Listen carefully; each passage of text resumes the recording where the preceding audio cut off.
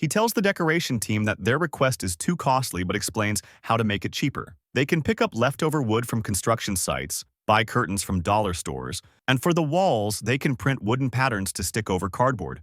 Ideas like this came from his experience helping with booths in his old company. They always lacked budget, and his boss practically forced him to make them look nicer while spending as little as possible. He doesn't even know how, but he always managed to fulfill those unreasonable demands.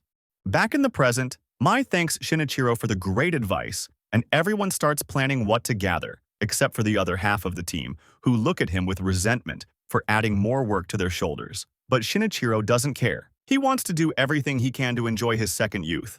Suddenly, Haruka appears to discuss the menu, but notices Shinichiro is busy with the decoration team. Shinichiro shows her the plan, and Haruka bursts with amazement since it looks very professional. Even she notices that putting it together will be a lot of work. But with a smile, Shinichiro says the team will start right away, annoying the members who were against the idea. Before they can complain, Haruka adds that she really admires them for working so diligently, making the guys blush instantly. The half of the decoration team that opposed the plan suddenly does a 180, now saying it doesn't look so difficult and they'll do their best. Mai can't believe those guys changed their minds so easily, and all it took was Haruka's charm, which makes Haruka slightly uncomfortable. While Haruka argues with Mai, someone calls out to Shinichiro. Tsukamoto begs him to change his shift so he can enjoy the festival with his girlfriend. But before Shinichiro can even think about it, more people come with even more problems. Some not knowing what to do, others slacking off. He realizes what's going on. These are signs of a meltdown. But at this point, he can't solve everything, so he tells everyone to wait until tomorrow.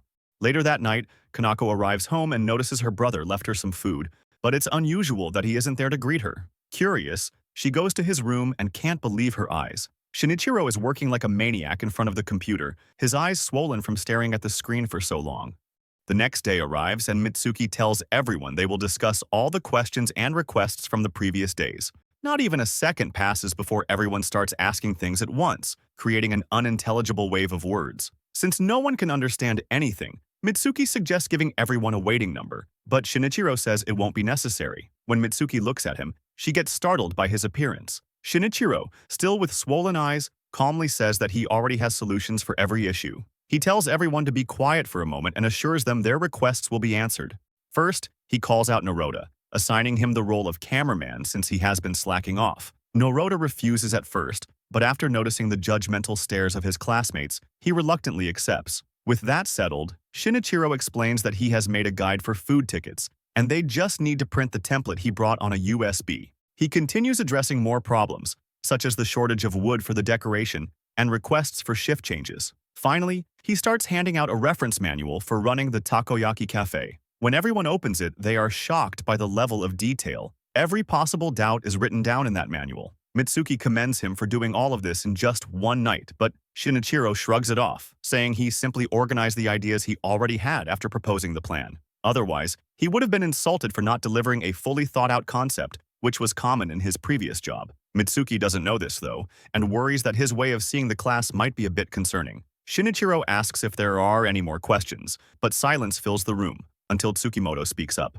Without hesitation, he calls Shinichiro incredible, amazed that he managed to take care of all their requests in a single night. Mai follows, adding that the way he handled the decoration team problem was brilliant and really shows how much he values everyone's ideas. More classmates join in, praising the quality of the manual and how reliable Shinichiro has become.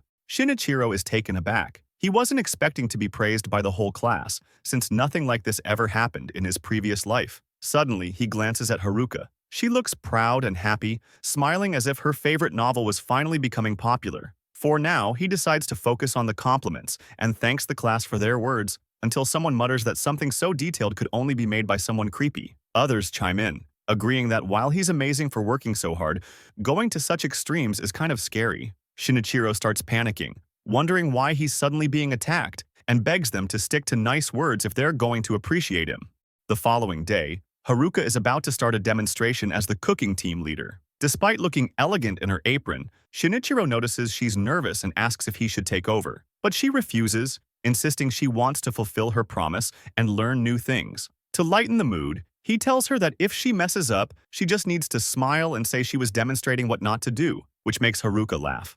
Haruka begins cooking, and Shinichiro wonders if the daughter of a wealthy family even knows how to cook. But as he watches closely, he sees her skills are flawless, impressing everyone. She adds the finishing touch to her takoyaki and presents it to the class with a bright smile. Everyone is impressed, and Shinichiro commends her for the demonstration. Haruka follows by asking if he wants to be the first to taste, which he accepts. What he wasn't expecting was for Haruka to feed him the takoyaki ball directly, making all the boys instantly jealous. Even he thinks it's a bit too much, especially in front of everyone, but he can't help feeling happy after seeing her smile. Despite the embarrassment, he eats the takoyaki, and his taste buds explode as if the flavor came from another galaxy. He manages to hide his emotions, but not his blush, while calmly saying the taste and texture were perfect, making Haruka even happier.